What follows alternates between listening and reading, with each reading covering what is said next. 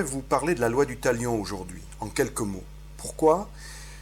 Parce qu'on entend souvent parler ou citer la loi du talion dans les médias, dans les journaux télévisés, et un peu à tout propos, surtout dans un contexte, dans le contexte actuel d'une société fracturée, violente, agressive, où on voit des bandes se faire vengeance, aller envahir des quartiers et chercher à punir un tel ou un tel. Je ne rentre pas dans les détails, vous voyez très bien ce dont je veux parler, mais j'ai constaté une chose, c'est que les médias, pour qualifier ces actions, ce brigandage, tout ce qui se passe, parlent de la loi du talion. Ils veulent simplement imposer la loi du talion. Et je voudrais vous montrer aujourd'hui que ça n'a absolument rien à voir avec la loi du talion dans l'Ancien Testament, pour deux raisons très simples. Mais avant d'exposer ces raisons, je voudrais vous lire un des passages dans l'Ancien Testament qui nous expose la loi du talion au livre du Lévitique et au chapitre 24. On trouve également en Exode 21 et dans le livre du Deutéronome des passages qui ont trait à la loi du talion. Mais voilà ce qu'on lit au chapitre 24 du livre du Lévitique à partir du verset 19. En fait, je vais lire à partir du verset 17, ça sera plus complet. « Celui qui frappera mortellement un être humain sera puni de mort. » Notez, il s'agit d'un homicide, pas nécessairement même d'un meurtre avec préméditation, il s'agit d'un homicide. Celui qui frappera mortellement un animal le remplacera, vie pour vie. Si quelqu'un inflige une mutilation à son compatriote, il lui sera fait comme il a fait. Fracture pour fracture, œil pour œil, dent pour dent.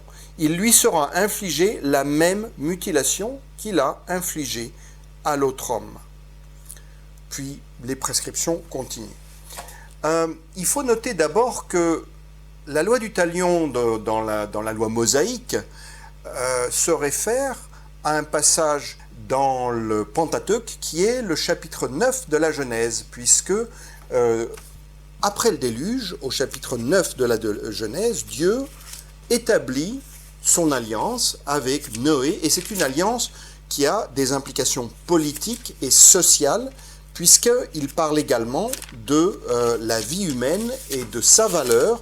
La Genèse nous rappelle, après la chute, au chapitre 9, donc même après le déluge, que l'homme a été créé à l'image de Dieu. Et voilà donc ce qu'on lit à partir du verset 6. « Celui qui verse le sang de l'homme, par l'homme, son sang sera versé. » Et l'explication qui est donnée, ou la cause de cette sanction, « car Dieu a fait l'homme à son image ».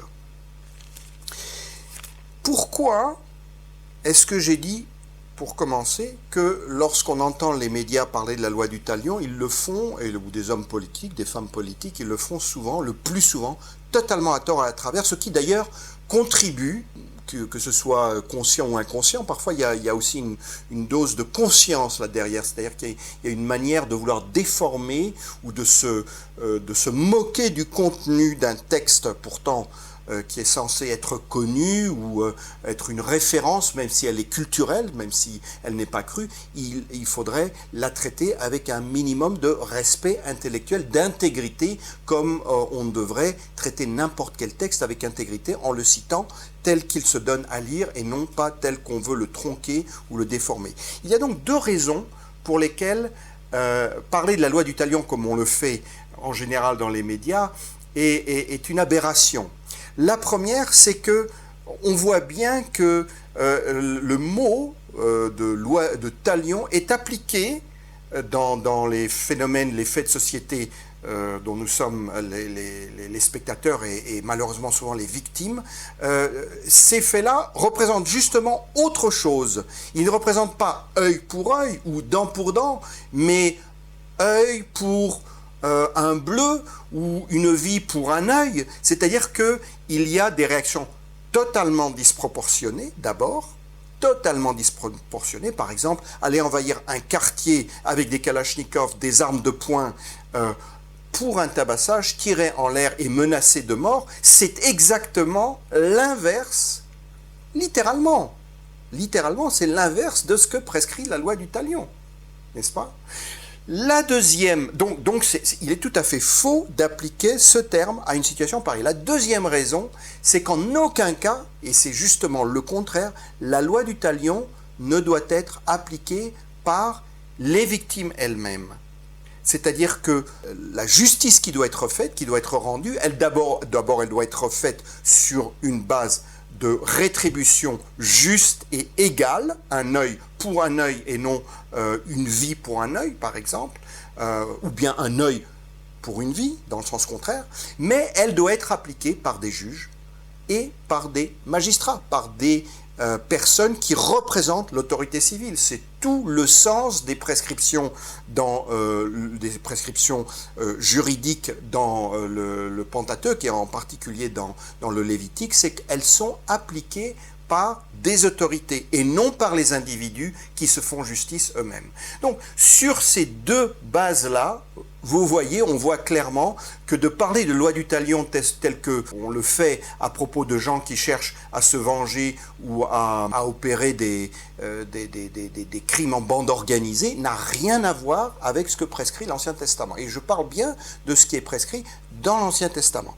Ce que je veux dire en conclusion, c'est que dans le Nouveau Testament, et à part les paroles de Jésus dans l'évangile de Matthieu notamment, et dans le Sermon sur la montagne, la même idée de ne pas se faire justice soi-même, mais de laisser les autorités instituées pour se faire exercer cette justice, nous est donnée dans l'Épître aux Romains, la lettre de Paul écrite aux chrétiens de Rome.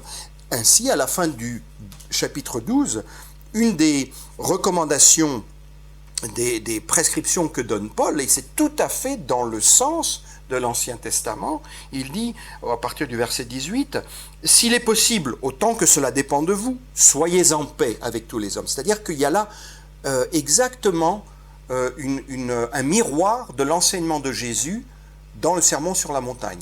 Faites la paix avec les autres sur le plan personnel, autant que cela dépend de vous. Il dit ensuite, au verset 19, cette parole, qui pourrait être plus claire, « Ne vous vengez pas vous-même, bien-aimés, mais laissez agir la colère, car il est écrit, à moi la vengeance, c'est moi qui rétribuerai, dit le Seigneur. » Et qu'est-ce qu'il veut dire par là, c'est moi qui rétribuerai? Le bras vengeur, le bras qui exerce la justice, le bras du Seigneur, ce sont les autorités qui ont été instituées pour ce faire. Et c'est exactement ce qu'il va développer au chapitre 13 de cette lettre. Que toute personne soit soumise aux autorités supérieures, car il n'y a pas d'autorité qui ne vienne de Dieu, et les autorités qui existent ont été instituées par Dieu. C'est pourquoi celui qui s'oppose à l'autorité résiste à l'ordre de Dieu, et ceux qui résistent attireront une condamnation sur eux-mêmes. Les gouvernants ne sont pas à craindre quand on fait le bien, mais quand on fait le mal. Veux-tu ne pas craindre l'autorité? Fais le bien et tu auras son approbation, car elle est au service de Dieu pour ton bien. Alors, il y aurait énormément à dire là-dessus. Qu'est-ce que le bien et qui va enseigner et qui va donner la norme du bien de manière à ce que les autorités publiques, le magistrat, les gouvernements exercent une justice qui soit véritablement juste, qui ne soit pas simplement légale, mais qui soit légitime ou qui favorise la légitimité, l'équité.